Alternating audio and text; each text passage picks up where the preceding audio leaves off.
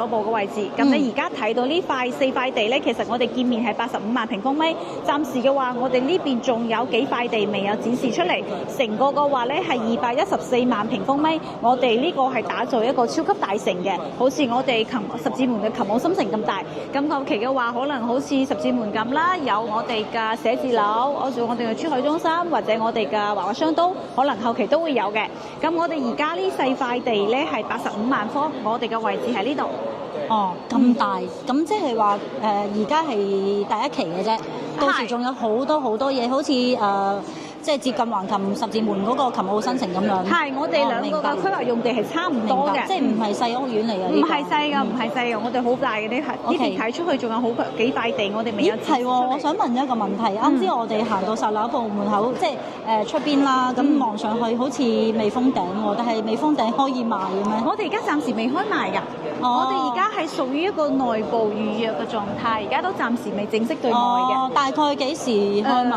預計嘅時間我哋未有定，可能要等領導嘅通知，等公司呢邊嘅決定。到時有我第一時間都會同你第一講。但係陣間我哋會有示範單位睇嘅，係咪？係已經有示範單位，但係我哋而家都係屬於內部 VIP 嘅預約。咁所以即係話嗰個價錢係未可以輸出去啦。係，我哋而家咁，但係我覺得都係2萬幾蚊㗎啦。我呢個唔敢答，我哋價值係3萬嘅，我哋價值係3萬嘅。因為隔離嘅樓盤都將近3萬㗎嘛。係，我哋呢邊價值係肯定係超3萬嘅，因為我哋比相對於同期喺度賣緊嘅一手嘅樓盤，無論係配套定係採光戶型、梯戶比，我哋都係高於佢哋㗎。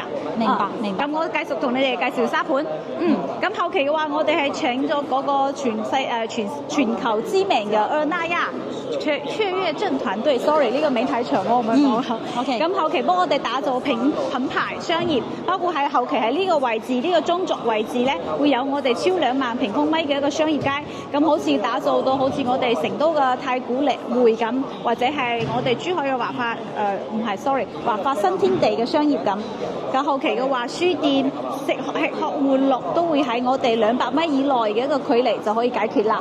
咁呢邊嘅話咧，我哋仲配套嗰個文員體系嘅學校，咁對面咧就係我哋華發嘅體系嘅幼稚園，即係小朋友嘅話咧，自己可以步行就可以上學㗎啦，都唔使家長嘅操心。咁呢個咧就係大家比較注目嘅，係全球首個引進智慧養老康養體系嘅一個小區。咁呢邊嘅話咧，後期我哋會有一棟養老嘅智慧型公寓，1到3樓咧係我哋基礎設備層，好似吃喝玩樂喺呢邊。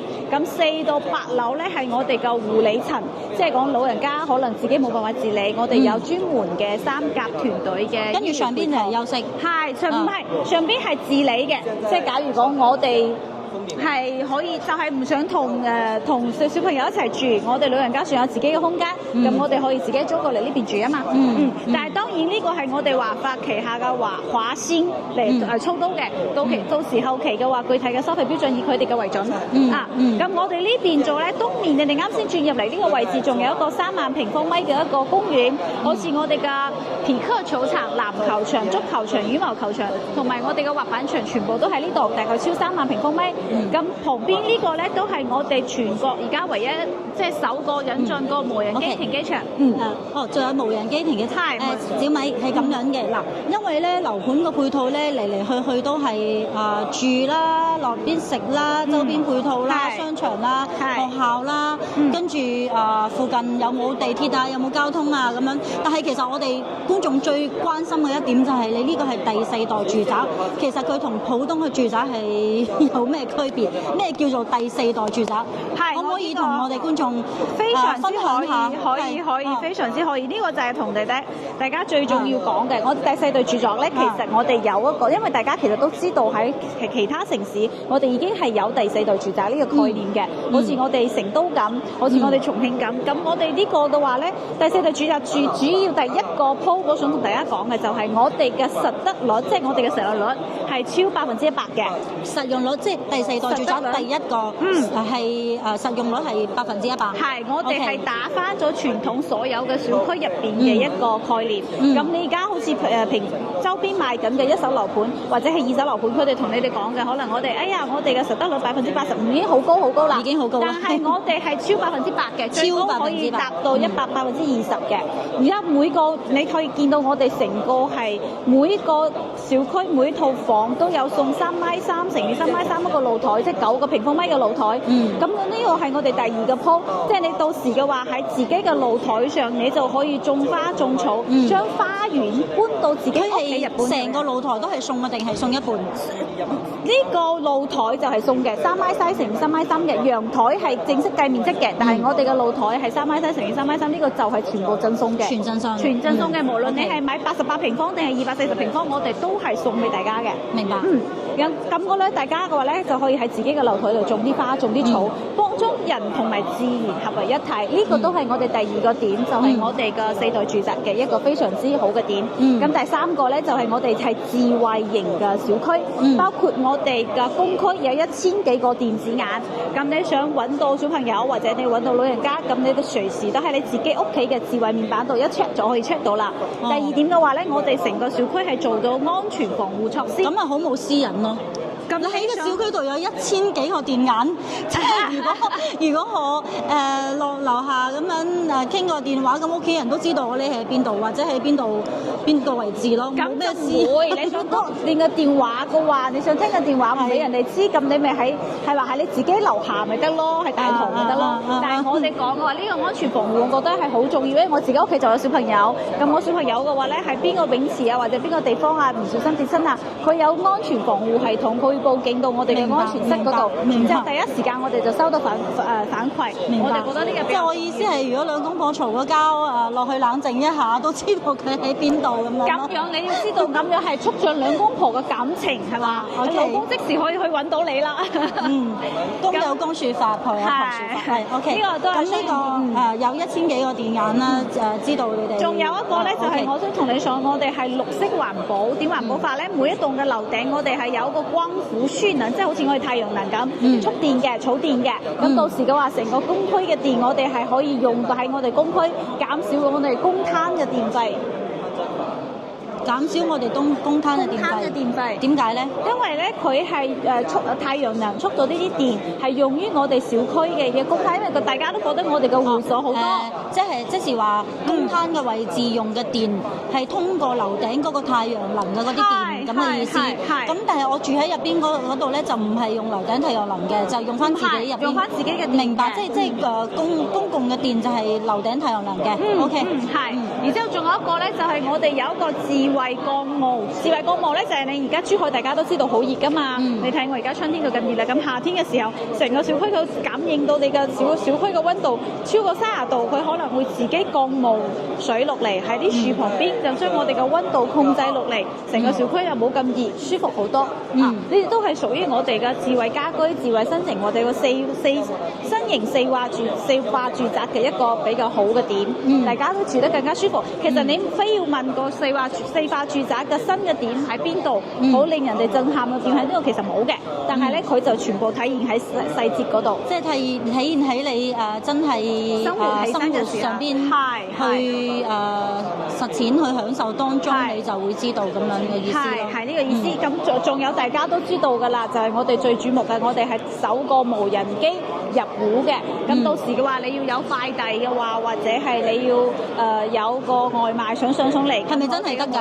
係真係得㗎。但係我想講咧，我哋啱先喺門口見到嗰部無人機咧幾大部喎，佢點入到我哋個露台？你啱先睇嗰部係載人機。載人嘅，載人機嘅。但係無人機送外賣嗰啲咧，就或者快遞係細啲嘅，係細好多嘅。佢呢個9個平方米嘅露台就係俾佢哋落地嘅降落嘅。咁我哋嘅話咧，當然啦，我哋係有一個限度嘅，就比如講我哋無人機載貨嘅話，我哋嗰個快遞嗰個件係唔超過3公斤嘅，同埋我哋嘅時速好快，來回90秒。咁單程嘅話就係45秒，即係你個快遞45秒都可以送到你屋企啦。咁門口嗰部大部嘅咧？載人㗎嘛？載人做咩咧？佢後期會有具體嘅航線，或者載你身。好啦，小米，嗱，你咁多配套俾到我啦，我住喺度，咁嗰個管理費係咪有啲揦脷嘅咧？到時非常之會人性化，人我哋係通常都係3蚊左右。3+S，咩意思？ 3+S， 3就係我哋基礎嘅物業管理費，即係你每戶咧每個好似我哋按照傳統咁，你100平方你3蚊，咁你咪300蚊咯，係嘛？但係你假如如果我要用無人機，我要用你會所嘅健身房，我要用你會所嘅 SPA 館，咁你咪自己咁另外再付費咯。另外付費。係嗰個係 S 入邊嘅，咁即係嗰個 S 係你自己定噶嘛。貴唔貴咧？當然啦，你呢個話咧只係俾我哋業主用嘅，咁你想要享受個好嘅話，呢個肯定會比出邊嘅肯定係平啲嘅，性價比更加高啲嘅。但係你話具體嘅價錢係未出，係都係未出嚟㗎。咁到時會唔會開盤嘅時候都客戶過到嚟睇樓嘅時候會輸出咧？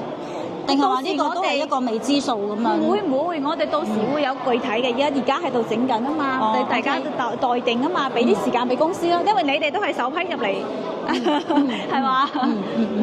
咁仲有啲咩嘢係同普通嘅住宅唔同嘅嘢咧？即係你啱先講。我覺得已經全部都係啦。首先我哋成個園林就係抬高5.2米嘅，包括我哋嘅負一樓停車庫都係陽光車庫嚟㗎，非常之舒服，採光、通風、透氣，都係比普通嘅傳統小區高好多嘅。所以你啱先問我係咪好震撼嗰啲顯示到我哋係新型住宅嘅咧？我講咁就係我哋嘅無人機啦。但係你話細節上咩嘅咧？我哋全部都係細節，全部都顯示到我哋同傳統小區係唔一樣嘅。咁你小米你啱先，我想回想翻你啱先話得房率有100% 以上嘅。咁佢除咗個前面嗰個露台3米3乘3米3嗰個送，仲有冇其他嘅位置送，令到呢個得房率咁大咧？我哋等陣會俾到一個具體嘅戶型圖俾你哋可以睇到我哋上面有標咗贈送同埋贈送。除咗嗰個9個平方米嘅露台，我哋入即係我哋實質上用到房間、客廳、餐廳呢啲位置都係超過8%嘅。我哋嘅實用率都係成個市面上最高嘅，你放心。OK， 可以去示範單位睇㗎係咪？可以㗎，你而家可以去過去示範單位睇。好，唔該晒你啊，唔使，應該嘅。